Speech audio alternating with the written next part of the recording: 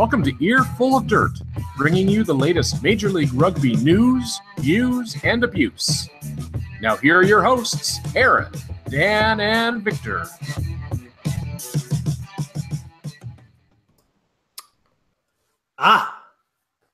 Good evening, everyone. Let's just get into it in the rundown. So Dan's off tonight. He's flying up to Atlanta on business. I think he gets in late, or maybe he's drinking a beer, or maybe he's asleep already. I don't know. I'm not his dad. So we've brought on Gift from Gift Time Rugby to hang out for the evening. He's going to give us some of that Louisiana flair and the big hits. We're talking SaberCats. Utah Warriors bringing on Alf Daniels. Spent some time in Texas. Victor caught Old Blue versus Glendale over at Columbia. So let's get into it, guys. Gift, thanks for coming on tonight. How are you doing, man? And tell us about what you do. Hey, thank you guys very much for having me on. I'm really happy to hear it. So what is it that I do? I do quite a few things, but for the most part, we are a broadcasting and promoting company here at Gift Time Rugby.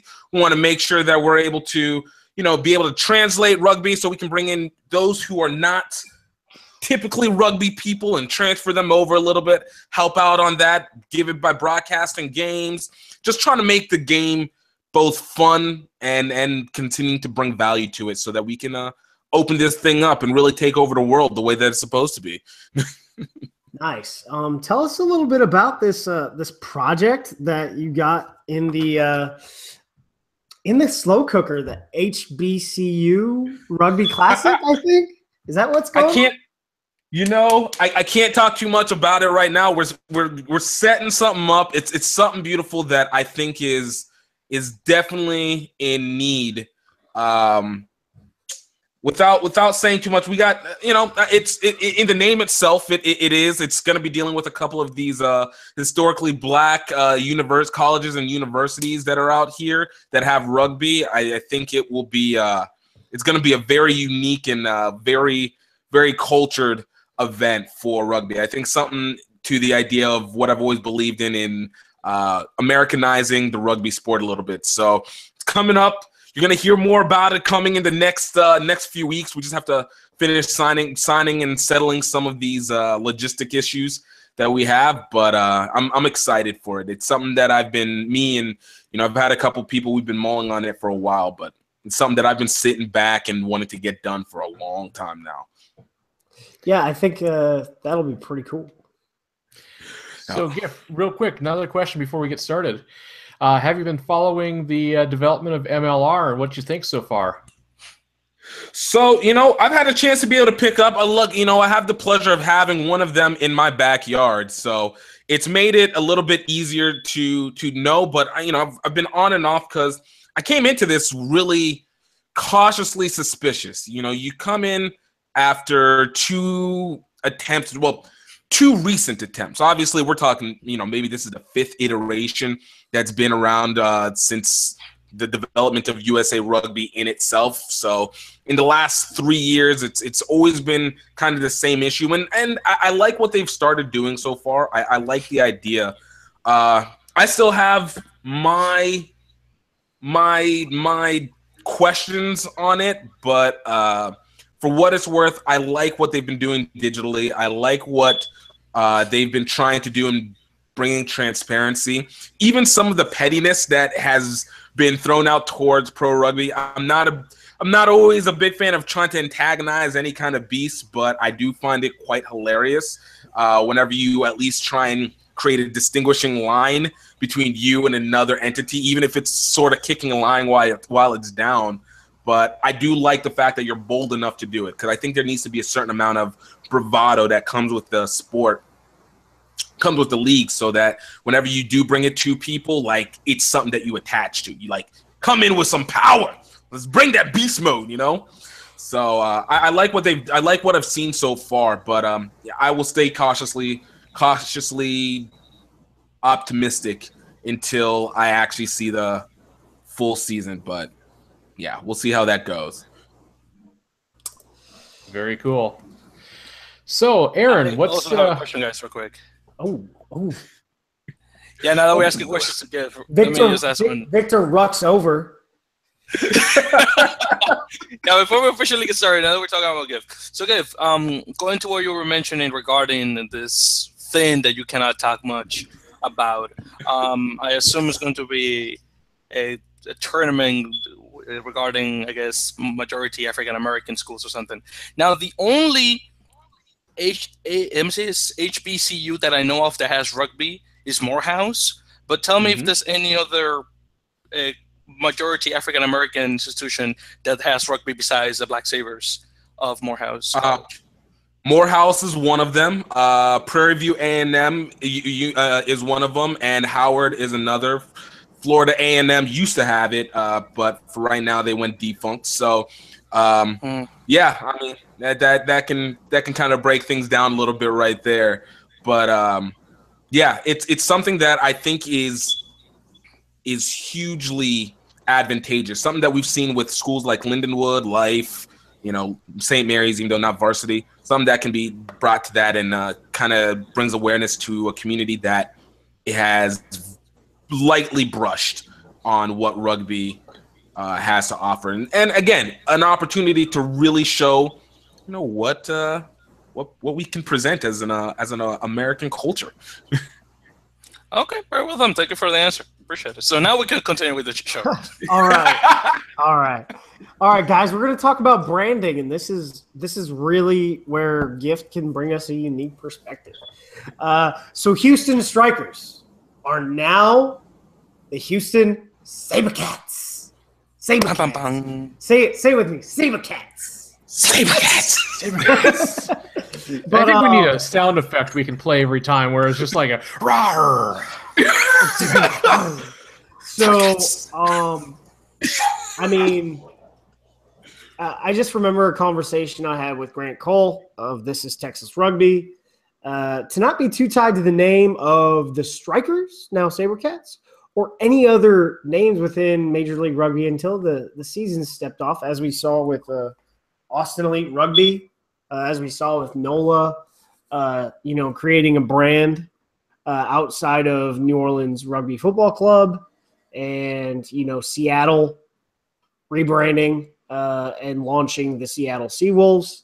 And, people are like, well, how is that, how does SaberCats fit into like Houston? Well, saber-toothed tigers and saber-toothed cats roamed the Great Plains of Texas at one point. So it's definitely culturally appropriate. And I guess it makes chanting at games easier. Victor, what do you think about this? What I think is go Cats, go! Go Cats, go! That's what I'm thinking. No, but in all seriousness, guys, first of all, good evening. Welcome to Earful of Dirt. I always do that when I start talking. I'm definitely going to miss the Strikers brand, but I'm definitely going to embrace this new SaberCats one, which is really cool, I have to say. Now, the logo that the Strikers created out of which they eventually changed from the old one, from the old Houston Strikers team. I like that one. And actually, just like for comparison's sake, I actually showed that logo plus the new one from the SaberCats to my wife, and she agreed that the old one from Strikers Rugby looks a lot better than the other one. I disagree with her, but probably maybe just her thing or a female thing, I don't know. But in any case, but again, makes it a lot easier to chant, obviously, the fact that they call SaberCats. And I'm sure that kid is going to look gorgeous once they make it. I guess it depends who is going to make it. But I think the kid will be looking really nice. Corey, go ahead.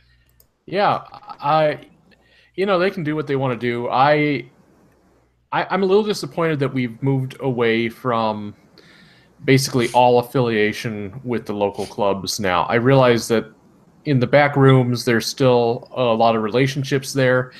But one of the things that I thought was really appealing was the idea of having history built into these teams because they were coming directly out of the clubs.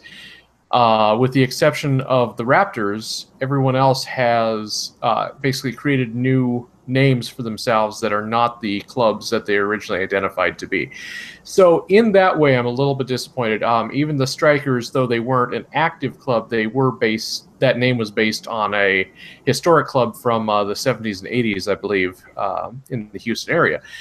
So, mildly disappointed. That being said, I'm still excited. I'm still thrilled. I actually like the logo, and since SaberCats rolls off the tongue a little bit easier than Chupacabra does, I'm gonna go with it. I'm gonna say that's fine.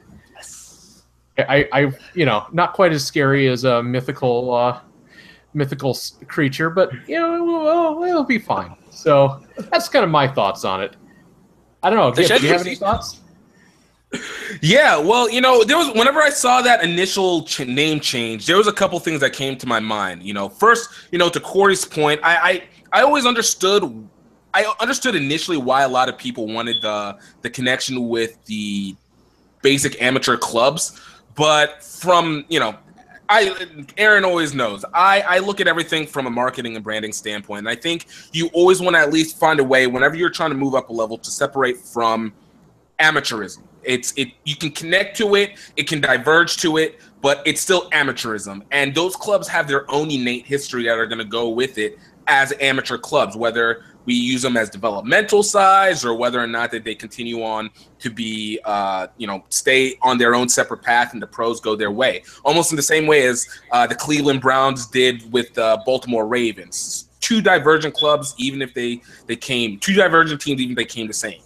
The other thing that I realized that I think, and again, this is my conspiratorial kind of side, was that the striker logo, the striker name was one that could have some controversy that stood out in terms of domestic violence and after the Harvey Weinstein situation.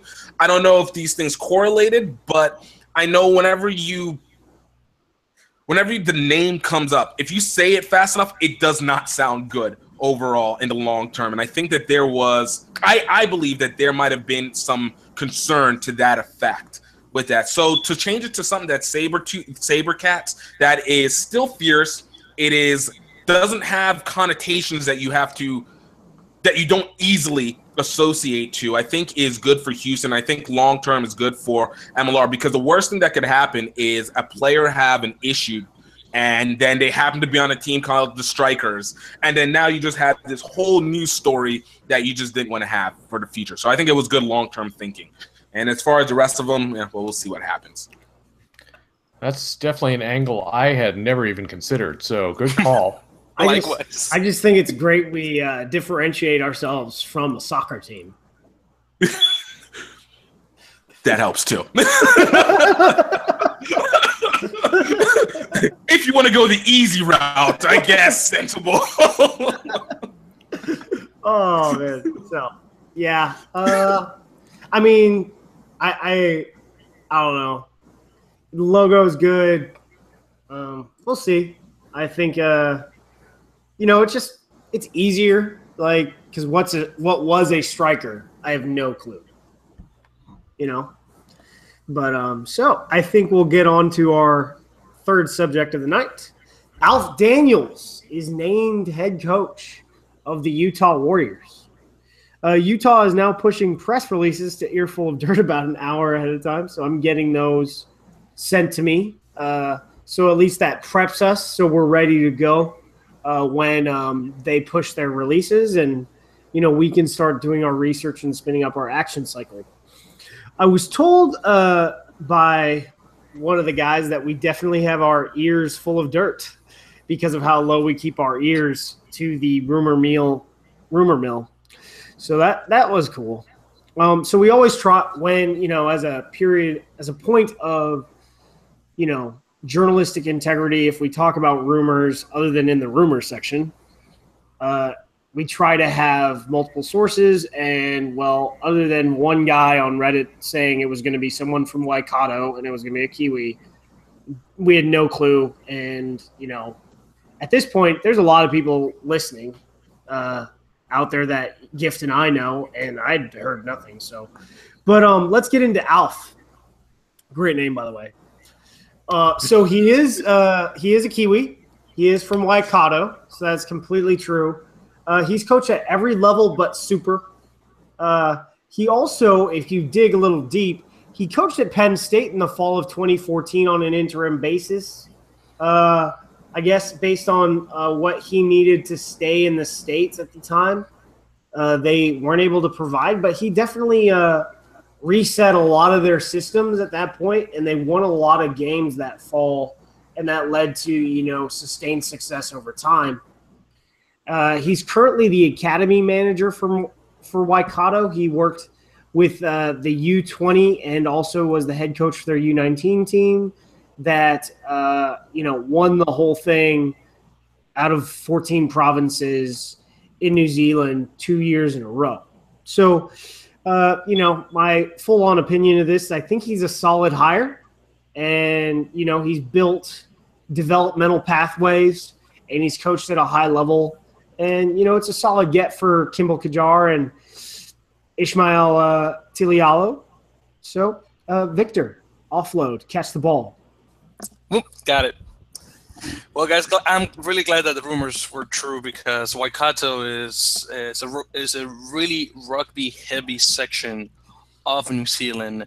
And since Daniels has coached literally every level of the game, development of rugby in Utah as a whole should be in good hands. Now, something else too is that when we posted the news on our Reddit, in case you don't follow, remember r-ml rugby, excuse me. Sorry, Corey, I was about to mess that up. We had a discussion, a couple of the guys and I, on the comments about the fact that Mr. Daniels happens to be a Mormon, a Kiwi Mormon. And of course, him going to Utah works, majority Mormon state. And we had a conversation about how different Mormons from Utah are as opposed to those outside of the, I guess you want to call it the main area where the religion started. So it was a very interesting conversation. But I'm pretty sure that the fact that he is a Mormon, I'm pretty sure helped with the fact that he's coaching the rugby team in Utah. So let me offload that to you, Gift. Go ahead, sir. Yeah, I had the same thoughts exactly. When I had a chance to be able to look up Mr. Daniels, his being a Latter-day Saint really did stand out. And I think it's important that, whenever you have a state like Utah that has that primary belief system, it's much easier to be able to convince people to attach to a team whenever you have that kind of like-mindedness. It kind of reminded me of a situation that happened out here in Louisiana where, again, I always reference to football because this is just where we're at, but we had a coach that was interested in coming down here, but the Louisiana culture does not work for a Latter-day Saint concept, and the coach happened to be a Latter-day Saint. And it ended up being one of the things that kind of took him off the table. And I think it's important because this pro team, this MLR team, they want to be a pillar. When you're becoming a pro team, you are becoming a pillar of a community itself. Add to that, you're talking about a predominant Peloponnesian area. So, I mean, that adds so many dynamics to that one by itself. That, yeah, I think it's great. And then, of course, what he did at Penn State. And I love seeing his little coaching videos that he put on YouTube. Like, they're very, very articulate. They get to the point. They're simple, but at the same time, you're like, okay, I see the effectiveness. So I can see why he's had so much success in Waikato, and I look forward to seeing what he can do over with the Warriors. Let me pass it off to Corey. Boom. Hey, thank you. Got it.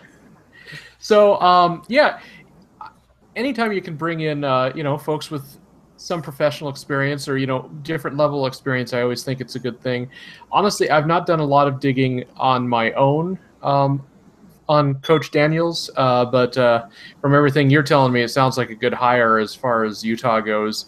And culturally, I think that does help. Once again, when you talk about a similar religious background, at least the, the slope, the incline to kind of move into that culture of that place will hopefully be less for him, more easily adaptable. The one thing I do want to, not to dwell on any negative topics related to coaching or anything, but is just something I've mentioned before. I still would like to see as much as possible the involvement of, either U.S.-based international coaches, people who've been here for a while, or even U.S. American coaches, just period. And that's more coming from just the developmental nature of the league and building the game in the States. I would love to see more. I understand that starting out, especially, we need to build a base. We have to have a base of knowledge. We have to start here so we can go up here. I get that, but it'd be nice to see, more Americans involved. Like when Aaron, you had the line out last week with Ryan from down in Louisiana there. And, he's a guy from Wisconsin who's built a, successful rugby career, and now is general manager of Nola Gold. So good on him. Now, he's not a coach, and maybe that's where the Americans are lacking. We're pretty good at organizing things, but maybe not great at the coaching part. I don't know.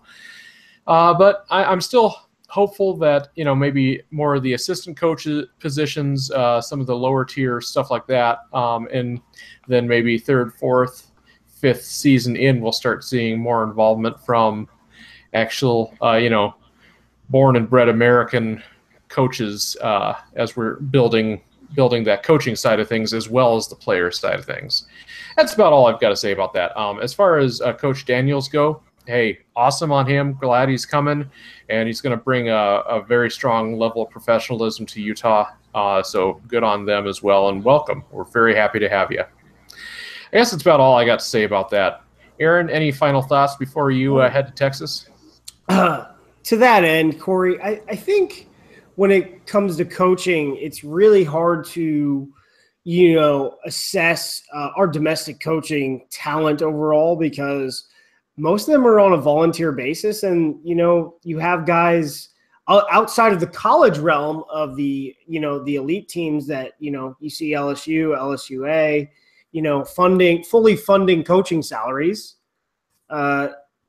with Indiana, Cal Berkeley. I mean, Cal Berkeley has the only full-time coaching staff with a massive budget. I think, their coaching salary budget is somewhere along the lines of $600,000 for 4 coaches.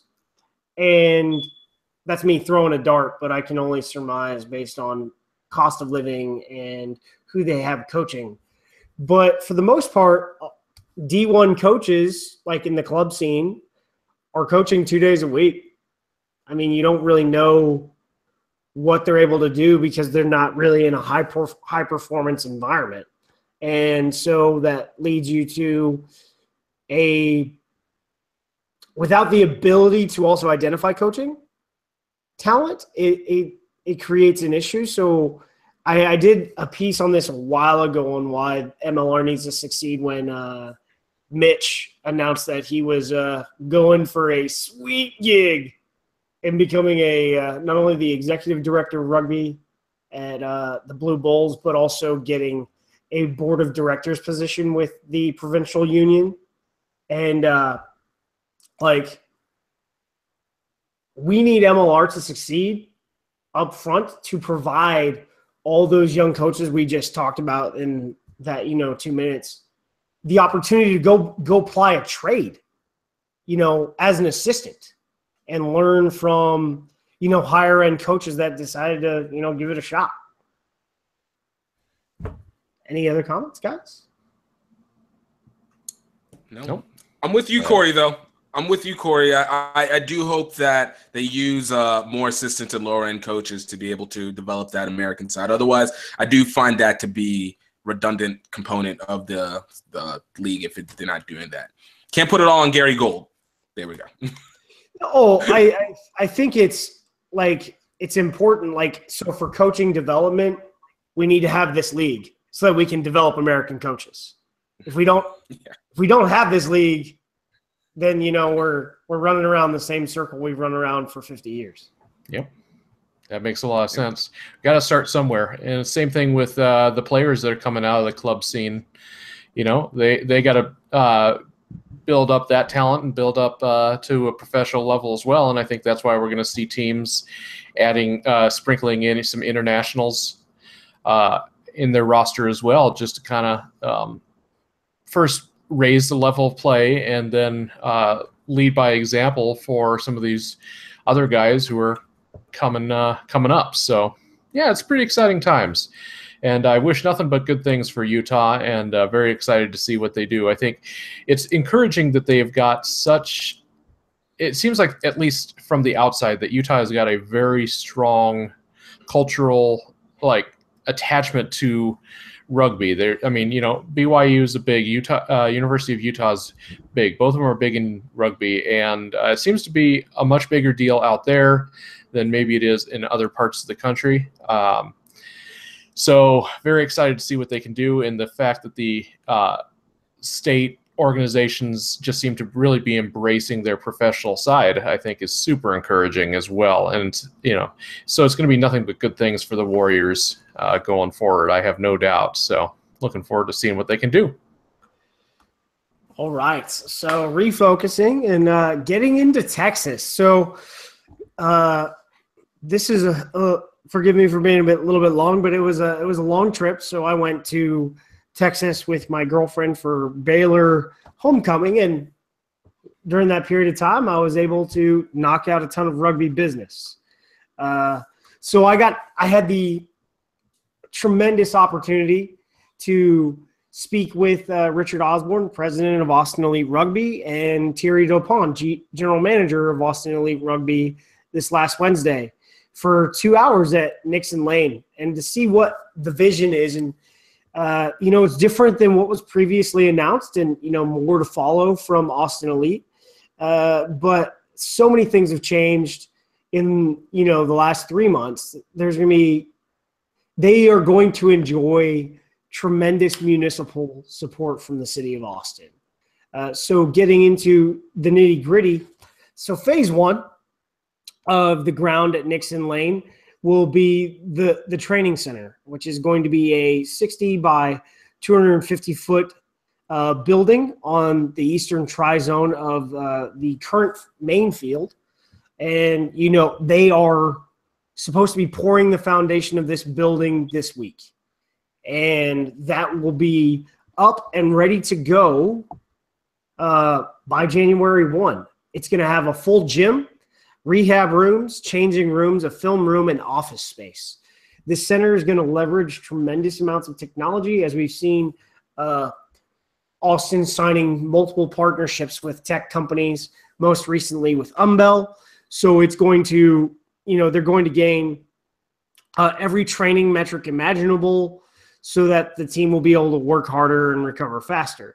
And then the VIP deck, which was seen in the middle of the home side stands, is going to be removed and relocated.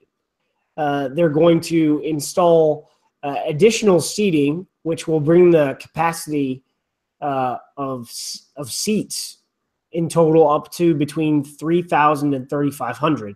And then I think they're going to make a 2-story VIP structure for season 1.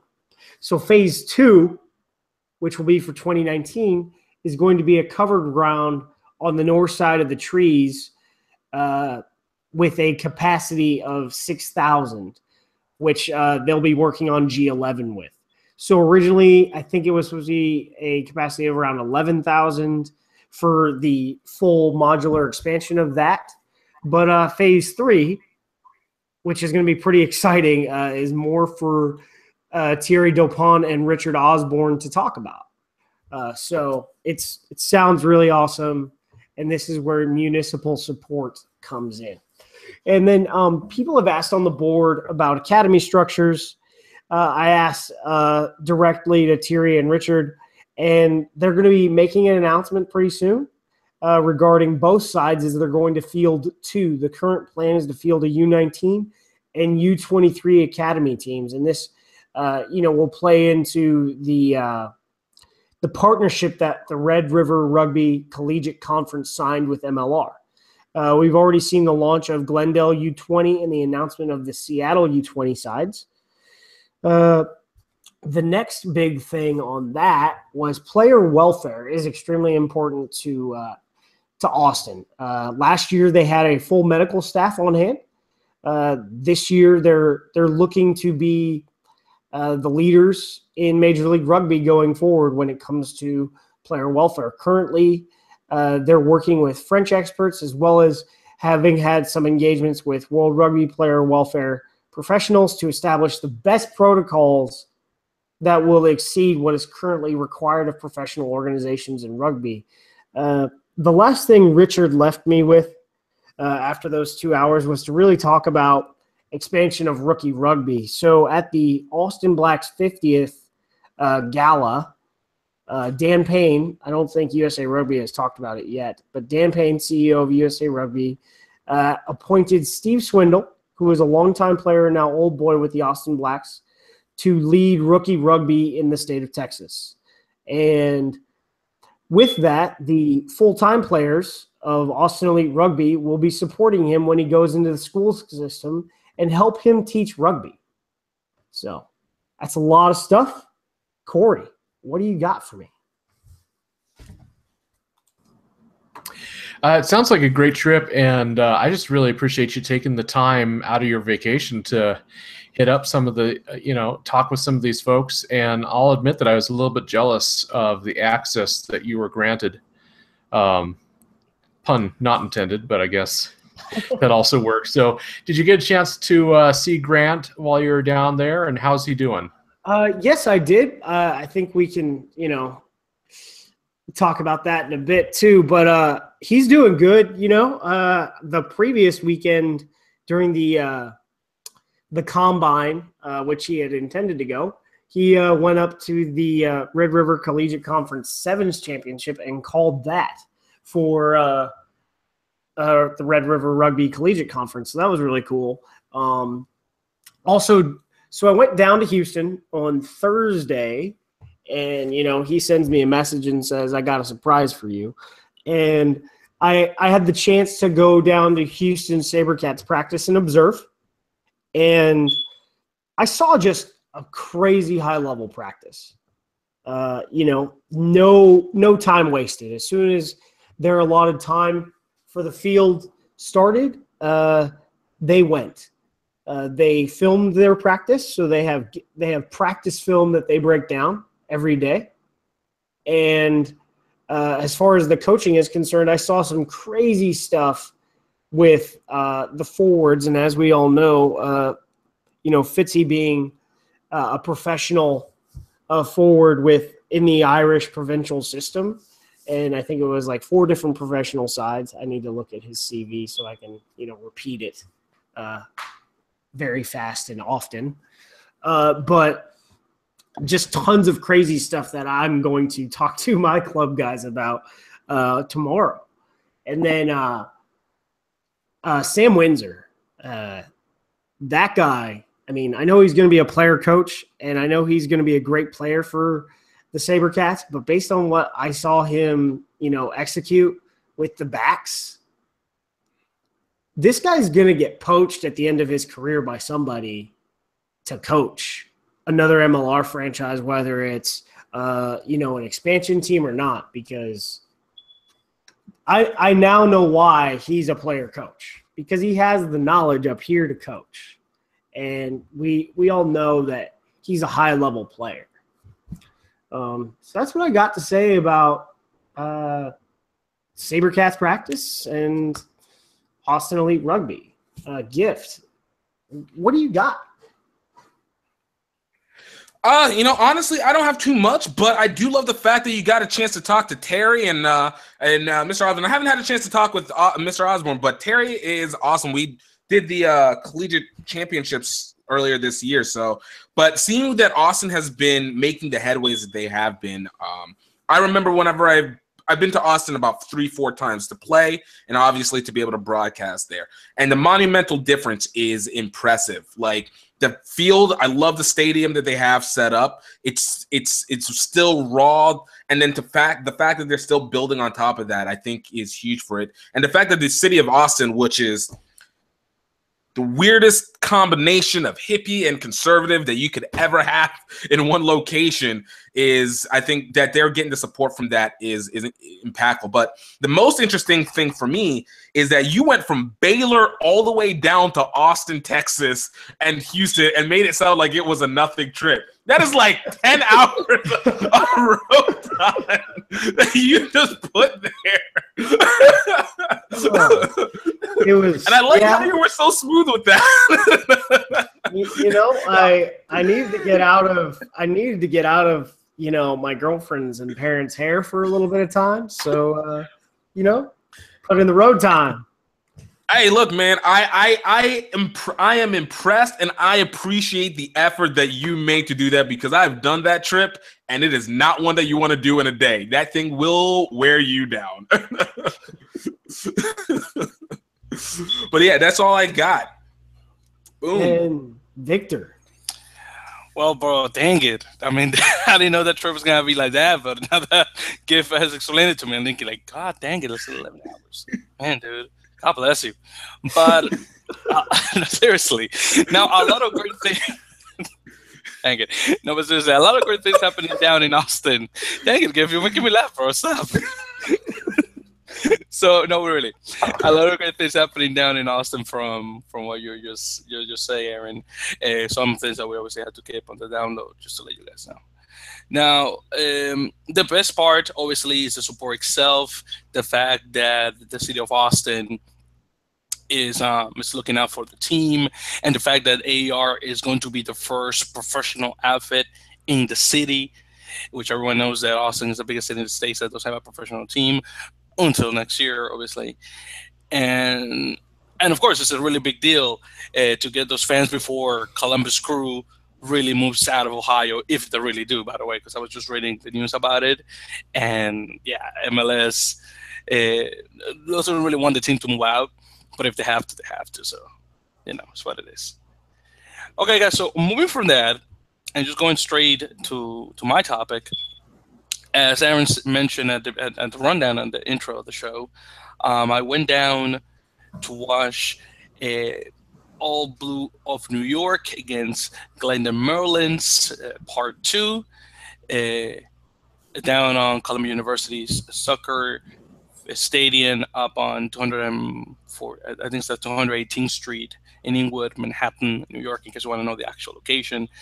The match, first of all, was great. Score ended 50-36, going back to the Merlins in what it was a really fun affair. I had to say, with tries coming out of freaking everywhere, mostly from the Merlins. There were some really nice tries from both Bryce Campbell and Cam Dolan. Pretty much the same thing that Dolan always does when he just gets the ball out of the air and scores. Well, Bryce Campbell did that. I think he did it first, and then Cameron did it back, and that was really fun, I have to say. Of course, just like the game down in Glendale, the Merlins started scoring really a lot of scoring at the beginning of the match. And when it looked like Old Blue was coming back, at least when I thought, the Colorado side just showed their prowess and finished the job. Really enjoyable atmosphere with a lot of people, as I expected, witnessing professional rugby. I think, well, at least the closest to professional rugby in the NYC area for as long as I've been living here, which is 15 years in NYC and the States since I left the Dominican Republic. Now, if you have seen our social media accounts, you probably saw a couple of the photos that I posted, that I took with Mr. Stephen Lewis, former director of rugby for Pro Rugby. Shout outs to Lewis, which, by the way, when he saw me, he said, "Wait a minute, aren't you that? Wait a minute, I've seen you before. Aren't you like a tour guy? Because I remember seeing you on a bus, and I remember pointing to someone. Oh, look at that tour guy. He has a USA Rugby hat, which I always wear when I'm working.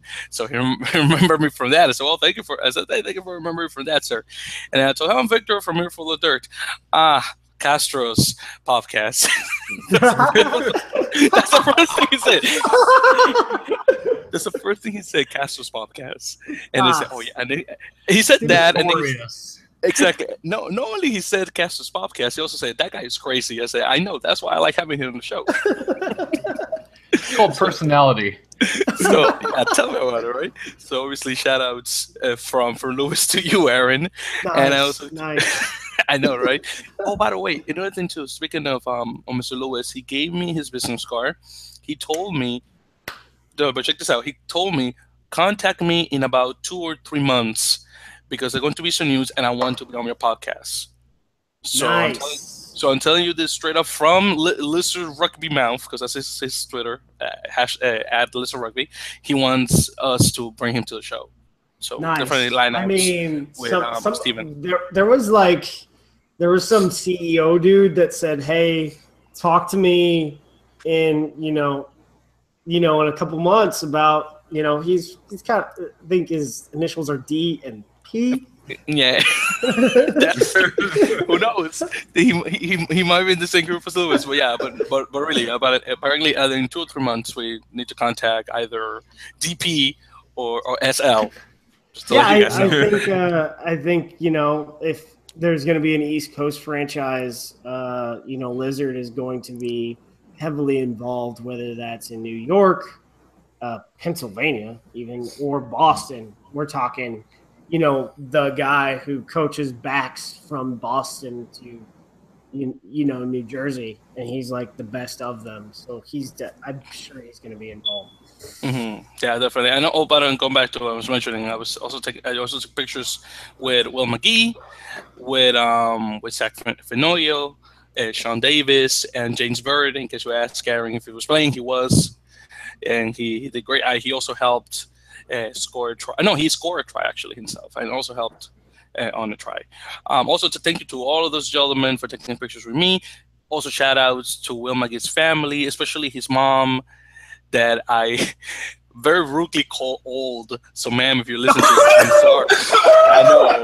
I know. I was like super rude. I'm sorry, man. Yeah, I mean, just say Why? No, but this is what happened, okay? And I put my foot in my mouth. She's a nice lady.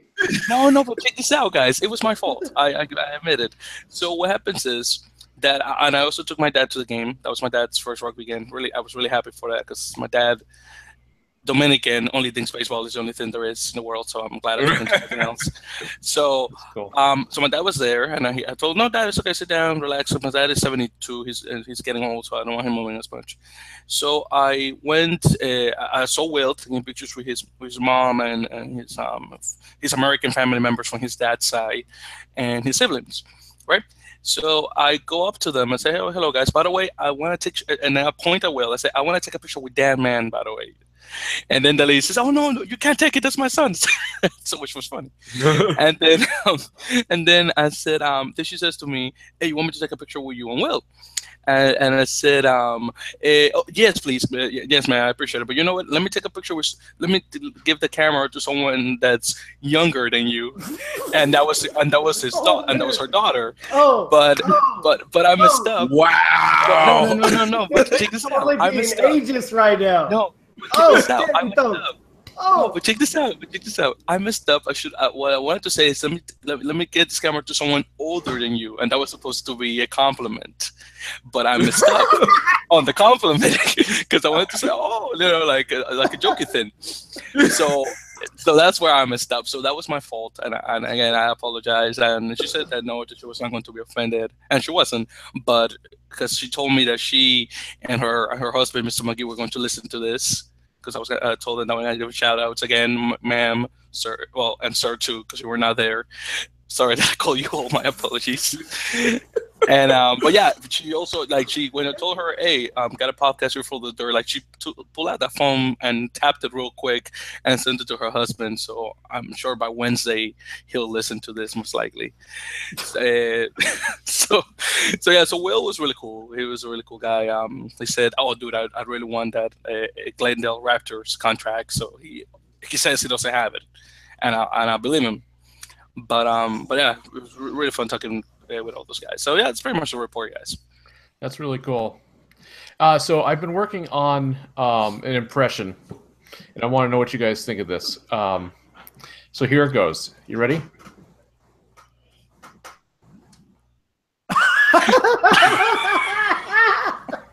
Every stinking picture, man. You're like, hey, Thumbs up. I'm getting my picture taken with some awesome people.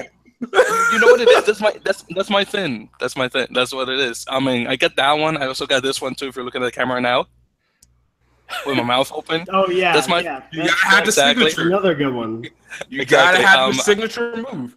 Of course. I mean, if I was the typical Dominican, it would be something like, look at the luggage with my finger like this, like. Because like all my cousins back home like do that picture like that, and it pisses me off. So I said, I put the thumbs up. Another thing too, guys, I'll tell you why I do the thumbs up. Back home in DR, we got 3 major political parties. You got the Dominican Liberal Party, you got the Republican Dominican Party, and the Socialist Christian Party. My family is the Republican Dominican Party, and their logo is the thumbs up. And I've been doing that since I was 5. So that's also too. It's political affiliation. They trained you early. They got you trained early. Bro, let me tell you, we black people in the Caribbean, same thing as you black people here in the US. Same thing. Same thing.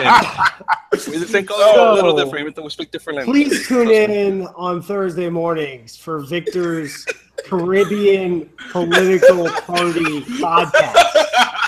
All thumbs up. Hell yeah.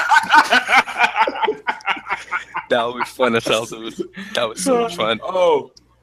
You know what's funny, Victor? I've been in that situation before, but though I will say, dude, you're married, all right? That should not even be slipping out your mouth. That's like couch time right there. Yeah. But no, I had that happen to me when I was in high school. I had it where I thought I was trying to be complimentary, and it was the mom of one of my teammates. And they used to drive me to school, and so she was used to telling me, she was like, "Oh, how old do you think I am?" So in my head, I'm like, okay, her son is my age. All right, this is like early 2000s. I'm thinking her son is my age. I mean, she clearly has got to be at least 20-something years older, give or take. This, he's 14, 15. So in my head, I'm going, okay, she must be from the 70s because the 80s would make her too young, and the 90s would be like you had a kid when you were like 14. So I didn't want to put her in any position. So I told her, I was like, yeah, so you went to, she was like, when did you go? When do you think I went to high school? I was like, oh, you went to high school in the 70s. Man, long story short, she never took me home. She never drove me home ever again and never talked to me after that. I was like, wait, what's wrong? Oh, no. She was like, no, I went to school in like 1992. Oops. So yeah, lessons learned. Sometimes you don't need to make the joke. Just ease your way through. Just go through. Dude, I tell you, I like really messed up that one up. Really messed that one up. Anyways, guys, moving on. All right. So, and as at this point, player signings is a mainstay until this thing kicks off. So. The first signing that we'll talk about this week is Eric Duchal, 8-man. Signs with Seattle Seawolves. I don't remember seeing him as an Air Force world-class athlete player, but he was, and he was in the 7 system for a time. And I got to say, for all you Army guys that are in the world-class athlete program in residence, Will Holder was one of those when he was a young lieutenant. Now he's a captain, and he has to do real work. But, I think there's 2 sergeants right now currently in residence at Chula Vista in world-class athlete program in the Army. And, they just play rugby right now. So that's what it was like for this guy a couple of years ago. And his nickname is the Beast. He's a tremendous athlete. And the sort I call choice. He's a choice athlete. So he's going to bring tremendous physicality and athleticism to the Seawolves side. He's currently a flight commander in the Air Force, so he's choosing to follow rugby and leave the service. When it comes to dreams and leaving the service, I commend everyone. And it's having been in the Army for 5 years, it's a grind. So if you have the opportunity to, go chase this kind of dream, go chase it because it's not going to last that long. he's just a tremendous athlete. And that's what Americans want to see is, choice level athleticism. And that's what is commercially viable as a product. And for our next signing by the Seawolves, Victor's going to let you know. Yes, guys, and the next signing was the famous, and I say legendary, Shalom Siniula, a fly half by trade, by the way.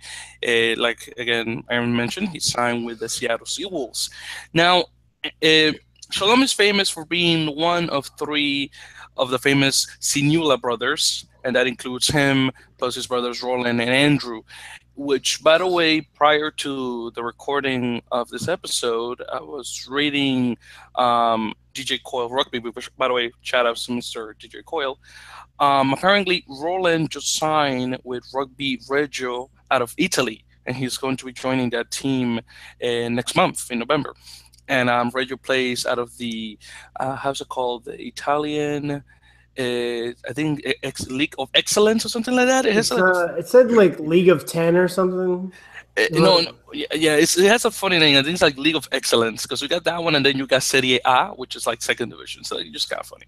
But anyways, so Shalom has been part of the Sevens program, the Eagle Sevens. He was also team captain, and he was also part of the 2015 Rugby World Cup squad. He's currently employed with Adabas Rugby to develop the next generation of rugby players. So he should be a great asset to the team, and hopefully, after he retires, he should be a coach. I hope. So what was this? In May, he was down in Houston for a thing, and I asked him if he was relocating full time, and he was like, "Love Texas, but it's just a trip this time." So that kind of so we almost thought he was going to be a striker, but I guess not. So getting into Austin Elite Rugby, Michael Reed signs with AER. He was their national champion scrum half of 2016 with the Austin Huns. He played under Paul Keeler at the San Francisco Rush of the defunct Pro Rugby USA League now. Has played rugby since he was just 5 years old all over the world.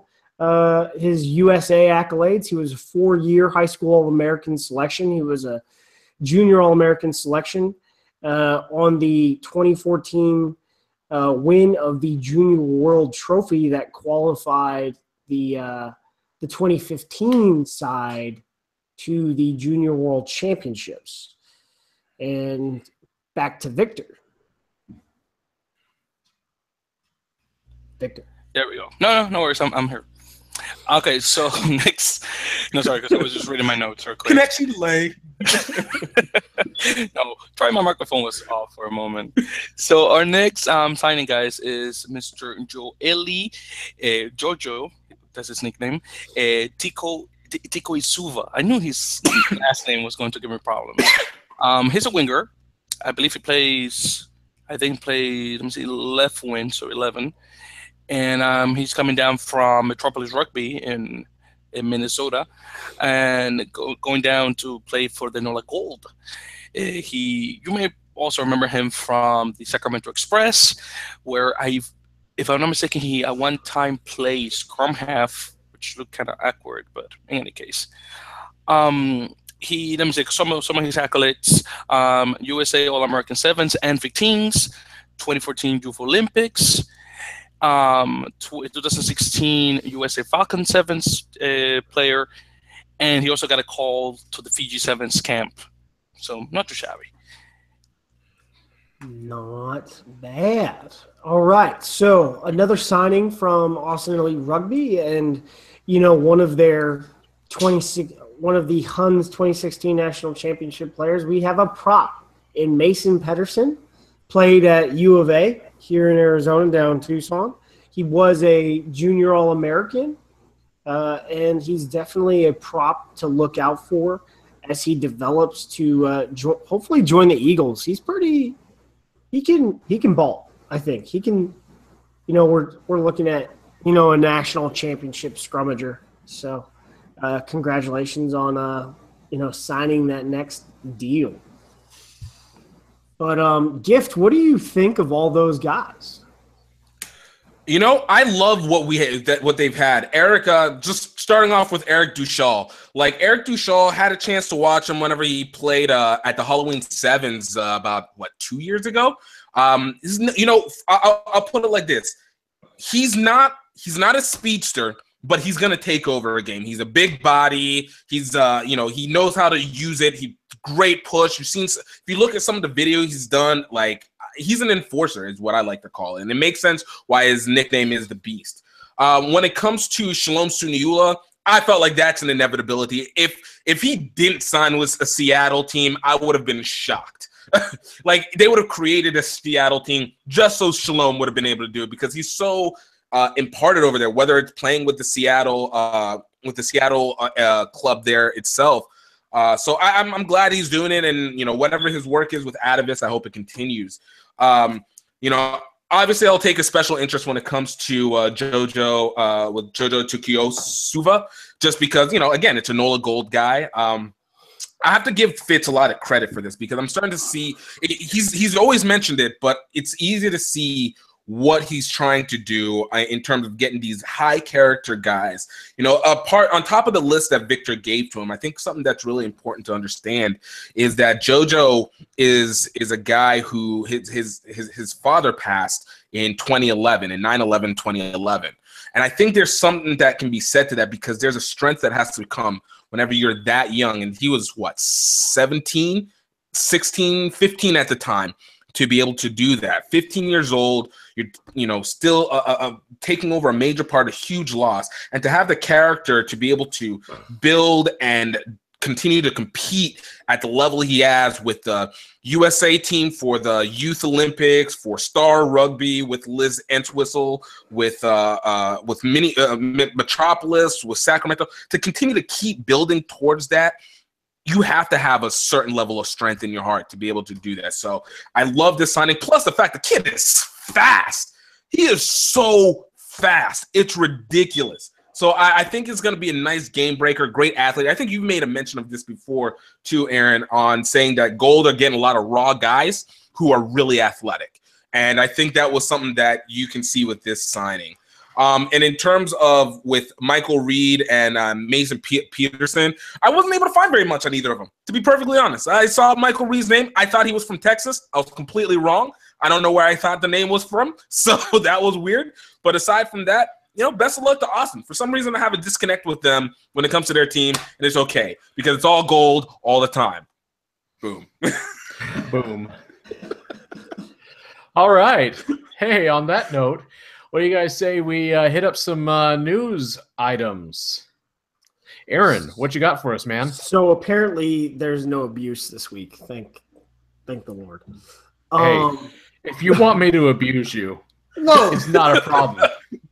Find a way to abuse. Stop your yapping and just give us the freaking news, man. All right. So Austin Elite Rugby signs with partners on the fan engagement platform of Umbel. So this is pretty awesome, as I say. Dope. You know, Thierry has mentioned that they're just going to leverage technology, and this is one of those technologies. You can, if you go to their website, Umbel has several, you know, high-profile teams that are their clients. So this will definitely help them with fan engagement and gain data on fans, because they're trying to build you know, something where only 1% of their fans are in Austin and 199% are out. I guess they're trying to be like the Cowboys. So, Victor, what do you think about this? Well, really cool for one that they have this fan engagement platform to see obviously what's going on in the area. Also the fact that when I posted the fact that the Umbel had signed this partnership with Austin Elite, they immediately started following us on Instagram. So Umbel is one of our followers, which is really cool. So what I'm hoping is that Umbel sort of becomes like the standard for the league, so that way the league knows how to engage not only the fans that follow MLR now, but obviously those future fans or those people that don't know of the game of rugby that obviously the league needs to bring in. So that's my expectation, hopefully, with this signing with Austin Elite, which I hope transitions into the rest of the league. What do you guys think? Look, the more technology that's being done, the better it is. I've always been a big believer that the reason why rugby will grow in this era is because technology has finally caught up with rugby, and now we have a chance to be able to change the game. Rugby needs to build on digital, like football built on TV, like basketball built on fan experience, and MLB built on stadiums. That's how you change the game. I love it. Boom. I just like technology. And another one. Going into the last, I guess the last one as far as news, Victor has a little bit more, but the Red River Rugby Collegiate Conference signed a broadcast deal with 11 Sports Network. And then the other question was, could this be the same one for Major League Rugby? Now, so I guess I'll take on that one then. So I don't think it has to be. I mean, I put it on our notes just to discuss it. But it seems that ESN, which you may remember from its former name, One World Sports, makes it easier for smaller sports leagues to get a foothold in the U.S. sports market if they cannot secure a bigger channel. Now, I'm crossing my fingers that ESPN or NBC Sports picks up MLR, but having a YouTube presence always helps for sports fans outside of the country, which was a huge example when Pro Rugby was around. And I used to watch the live feed from YouTube, and there was a couple of guys from New Zealand and Australia that I was seeing them in every game and say, "Hey, dude, how you doing?" And I would start talking of the game and the like. So, again, crossing my fingers. Hopefully this works. I don't really know that much, but I know that the Red River Rugby Collegiate Conference previously had a broadcaster in T5, and T5 has chosen to liquidate, and everyone's moving forward with their lives, and they desired to continue streaming their stuff. So kind of cool. You get Red River Rugby games on the internet. Also, guys, I just noticed Mason Purtison liked our picture on Instagram and is also following us on Instagram. So we got Mason Purtison. Nice. As we talked about him a couple of minutes ago. Awesome. That's awesome right there. So Gift, I mean, you are a broadcaster. So what do you think about this deal? Look, I got to be honest. I've known about this deal for about 2 weeks now. So, shout out to Shay Flowers, the commissioner for Red River. I know his efforts that he's been trying to do to kind of create multiple arenas and distributions for the league. And I think he's going about it the right way. Don't get me wrong, as low-key would be the rival to this ESN, to 11 Sports, sort of. I do like what they're trying to do. I've been a big believer that things need to be done digitally and on platforms. I think TV is the most overrated idea to put on. That being said, hey, keep going at it. This is what more teams need to do. As a broadcaster myself, this is what we're trying to do. I appreciate that they left LSU alone so that I can continue to broadcast those LSU games. Big shout out there. So we're able to do another one like we have this week coming up, LSU Lindenwood. Check it out, gifttimerugby.com. Anyway, so it's just being able to have these little aspects that you grow the game, because, again, digitally is where rugby will be able to thrive. So I hope to see more conferences sign with not big networks. I don't think NBC Sports is necessary, or ESPN. I think you can control your own voice. You just want to make sure that you know how to access the audience. So have them keep coming to Gift Time Rugby. I mean, to other distributors of content. Humble brag. Hashtag. Hashtag that, first of all. Hashtag humble brag.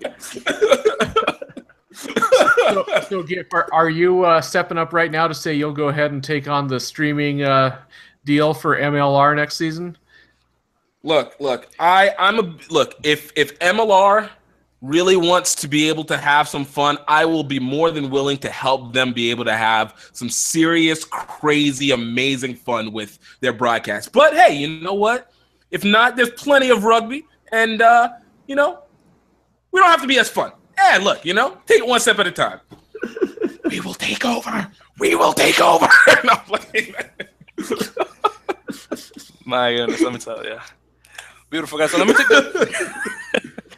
me take the word real quick, guys. As you know, Dan unfortunately could not make it to the show, and obviously he's the guy that was us Tweet of the Week. So I'm going to take over for the week, hopefully, only for this week and not next week, but we'll see what happens. So this week's Tweet of the Week is actually coming from the Barbarian FC account. Of course, we're talking about the famous Babas, the Barbarians, famous invitational side that's going to be playing actually in a couple of weeks. I believe their first match is going to be against either England or Australia, one of those two. But in any case, I just picked up random tweet they had because, again, Dan wasn't here. And the tweet is the following. A great hit out there at training earlier, smiling face emoji. How's the attacking shape looking? I guess like questioning emoji, I think is that. Well, you should expect the unexpected. Eyes emoji, winking emoji, and then it says #rugby, #rugby united, and then the rugby ball emoji. So yeah, that's what it is. The attacking shape. Huh? Mm-hmm. How's the attacking shape looking? And then so it's they tell them the props to slim down. I don't know. I mean, I'm looking at pictures right here, and it's just some guys doing something. I don't know what it is. I also have. I just looking at a picture of Quay Cooper with the ball. Who's going to be playing for the Babas. So that should be fun. So yeah, guys, this is this week's Tweet of the Week. It wasn't. I had to say it's not as cool when I do it as I suppose when Dan does it. Dan does it, I think, a lot cooler than me personally. But hey, don't sell yourself short. Well, thank you. But still, I had to say he does it better than I do. It's fine work, Victor. We appreciate you. Thank you. Anytime. Thank you. Okay, guys, you know what time it is, right? We got questions from Bob. This is my new thing. Hope you like it. I feel like everybody should have repeated it. I feel like you need to do it again. So we go Bob. We go Bob. I don't know. I'm crazy. I'm sorry. Continue. Bob.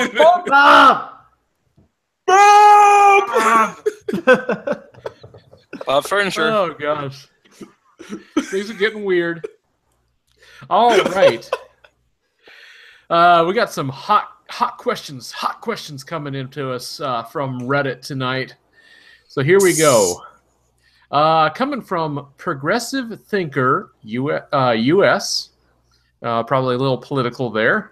You and Progressive Thinker and Victor probably would have some stuff to talk about. Would like to know, any television or streaming deals announced yet for MLR?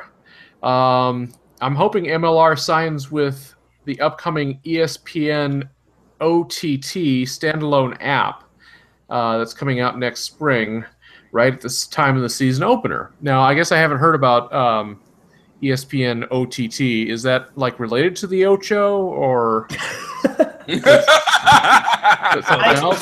That's supposed to be over the top, by the way. I think it is.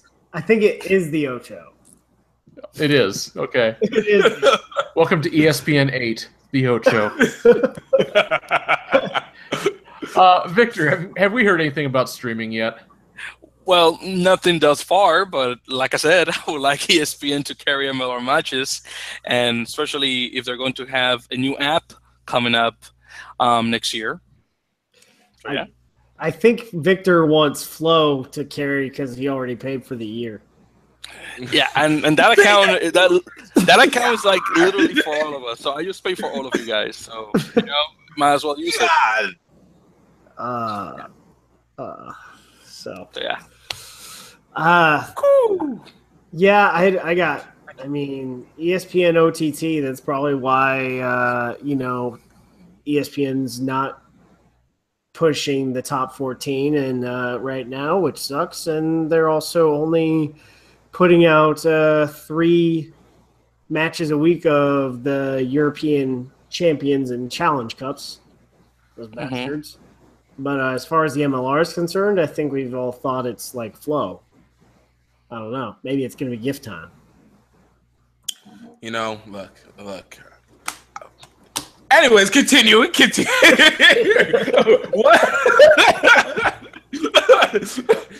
You're gonna start me on a rivalry rant? This is not the time.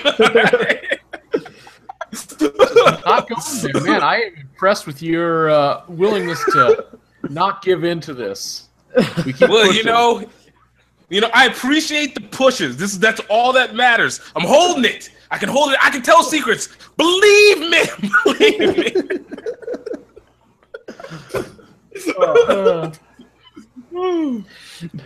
Next up, we've got SD Yeti, who's maybe a mythical creature from San Diego. We're not sure. He wants to know, any thoughts on why we didn't see Mason Peterson, Mason Peterson in the USA Selects this year?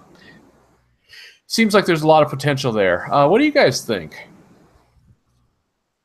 Okay, so I was wondering the same thing, guys, because he kind of made the commitments with his club, because his club is right now the Huns, because Hanko Hammerscheiss was present in the squad. So your guess really, SC Jetty, is as good as mine. In all honesty, I really don't know. And by the way, that is Pedersen, just like it's spelled, Pedersen. Well, I have no clue. Although I might have been able to ask this question this last week. However, now that I think about it, if you go and look on the roster, they were only able to take 27 guys down to Uruguay, and it was a mix of young Eagles and some really young guys, and also some older dudes that I don't think will make the Eagles side, but could definitely have the experience to bolster an A side, which is what we had. We went down there and we took second on aggregate points. So, yeah, that's what I got. Yeah. Banks Knows Best wants to know, anything coming in hot on the Ontario Arrows? So I'll go ahead and start this one off, and I think the quick answer is no. There's nothing really new yet coming out of the Canadian side there, but we keep hearing rumors. I would definitely encourage everybody to go back, if you haven't already, and listen to the episode from a few weeks ago when we had Brian Ray on. Being Canadian-based, he's got a lot of insight into what's going on up there, and as well as kind of the professionalization of Canadian side. So, yeah, I think there's a lot of potential. We'll just have to wait and see. Victor, what are you hearing about the Arrows? So, as you guys know, the Arrows have a couple of matches in 2018 against some MLR sides in what I assume is the trial period before an Ontario side is officially announced for the league. So yeah, that's I'm just guessing really up to this point. And by the way, guys, just to finish up the questions from Bob, I actually have a question, and specifically a question targeted to towards our guest, Mr. Giff. Giff, now, I'm going to go by your last name, which is, give me a second, I think it's pronounced Egbelu. Yes, Egbelu. Bingo. Got it. Good job, by the way. Anytime, bro. I'm going to go on the lip and say your dad is Nigerian? 100%. Okay, cool. 100%. I have the... I mean, that's not hard. Like, Gift is like hardcore Nigerian. Like, he wears, like definitely doesn't sound like it. Like, he wears the colors. All right. He reps, green, white, green. Green, white, green. Look. You got to bring it all in. Aaron knows we bring it all. But yeah, no, it's both my dad and my mom, 100% Nigerian, Ekpe people, you know, Igbo side. You guys might know with Tozan Tushitanwe. Same area, just completely different tribes altogether. All right, just want to acknowledge that altogether. But same relative areas, but yeah. Okay, so I didn't know Tosan was Nigerian, so that's good to know. Hey, Gift's mom actually makes you know, an ethnic product line that just tell us the website. Look, healthenhancedfoods.com. Look, that will be, it's great food, buckwheat flour. The thing is great for the body. Look, we're going hard. This is a family of people who are in the struggle, who feel like we pretend to know stuff.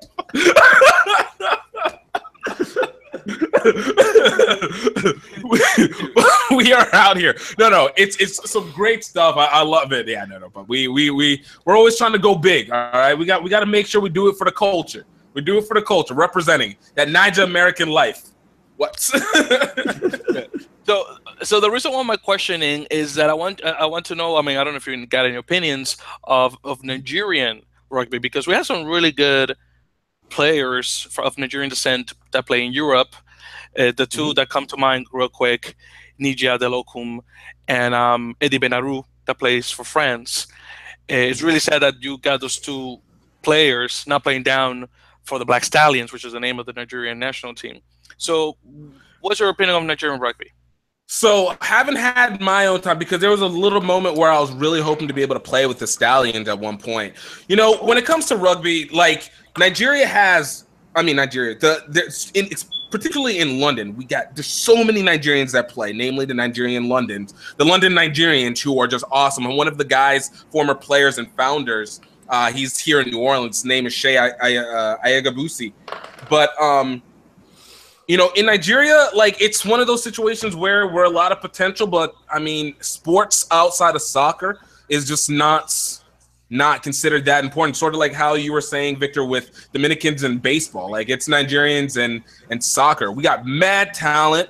You know, we could compete with anybody, but you know, we don't always get the funding. And so I would hope that there's some of us Nigerians that would eventually come down there, and we can be able to show. Lagos has a lot of teams. I know a couple of the guys, they've hit me up talking. So, you know, and also I can't let my Ghanaian brothers and sisters start to get an upper hand on us Nigerians. It's just, it wouldn't be right.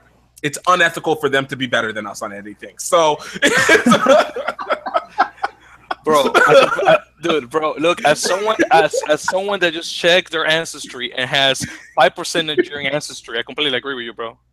There you go. Look. And that's not BS. Like, literally, like he took the cotton swab. I did. Don't lie. Look, I'll pull it up right now. Oh, I'm sorry, 7%, not 5, 7%. Hey, look, you recognize it. See, look, I'm telling you, look, I've always said Nigerians are on a slow takeover. You guys need to watch out for us. We're about to do our thing. These first gens were crazy, all right? We did. But no, I mean, look, I really...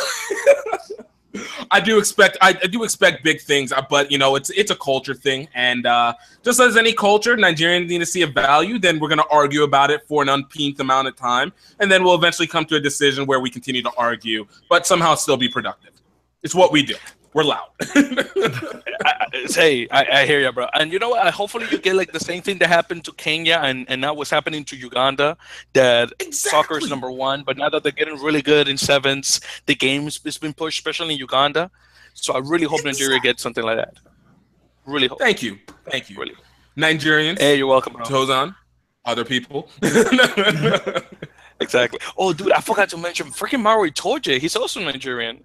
I almost forgot. Yeah, I need to. This guy needs to answer my Facebook messages and requests. All right, I feel like he's underrepresenting what we need to do, and we need to talk brother to brother. All right, so if you guys can send a shout out, be like, hey, you were in the States, you didn't show proper recognition to your Nigerian brothers of rugby, and you need to come talk to them. There you go. Just let them know. Just send out mass tweets. I'll be sure to tweet. Yo, Mara, you went to Philly and you didn't hit up room, brother. So what You happened? didn't hit us up. You know, it doesn't matter if we're like 2,000 miles away. That's there besides the point. All right, you contact us. Nah. I tell you, those Nigerians that go to London, bro. It's nice. Like come to the U.S., like they lose their culture because they're British, So Okay, we're gonna launch a hashtag this week that is respect the gift.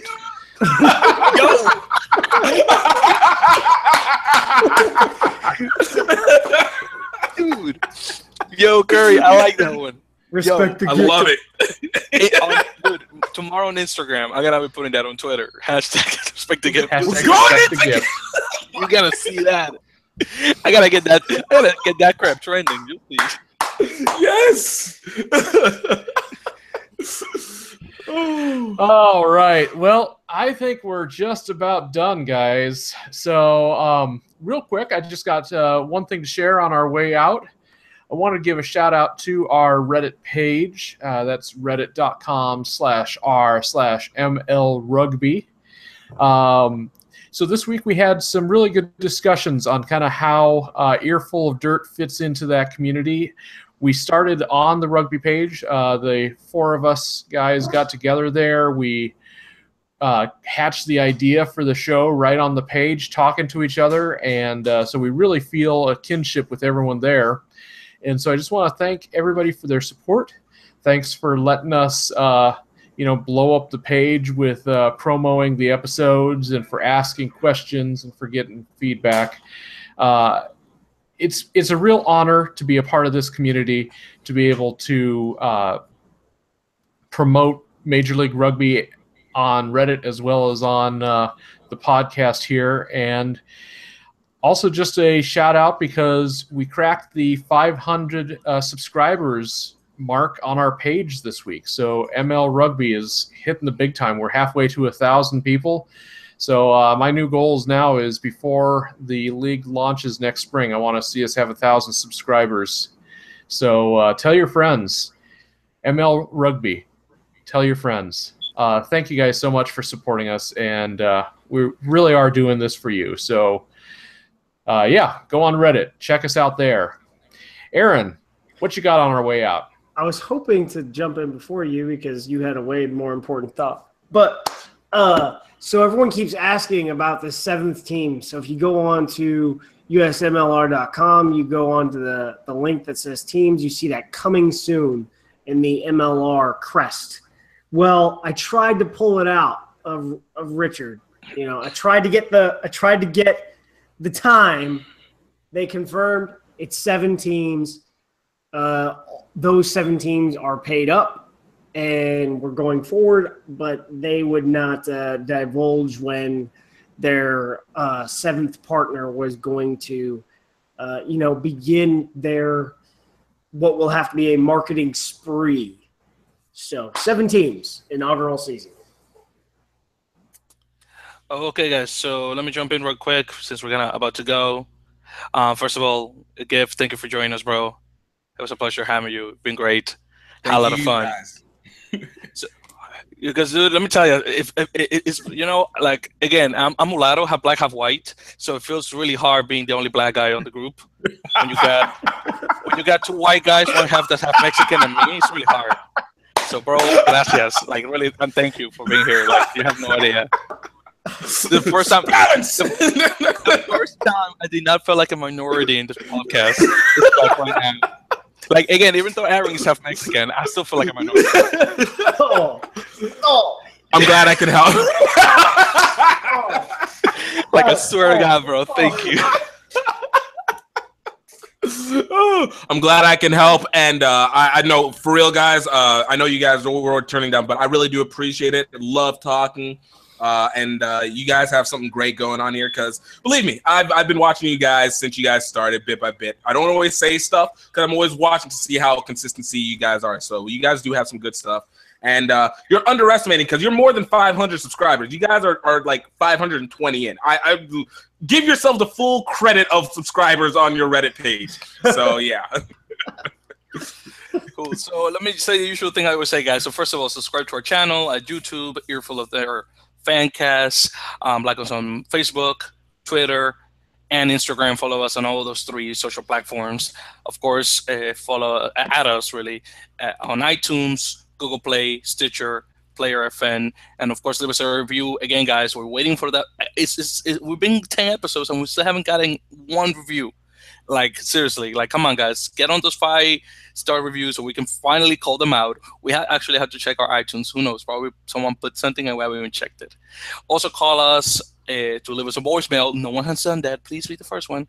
Number is 1-720-600-2679. Again, that's 1-720-600-2679. You're gonna hear it again at the outro. So again, you're gonna hear like 3 times. Okay.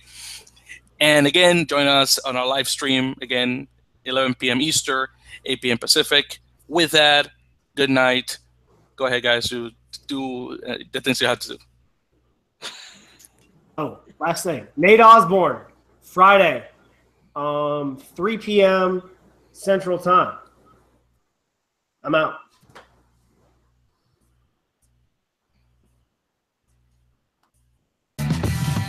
Connect with Earful of Dirt anytime. We're on Facebook and Twitter as Earful of Dirt. You can email us at earfulofdirt@gmail.com or call and leave us a voicemail at 720-600-2679.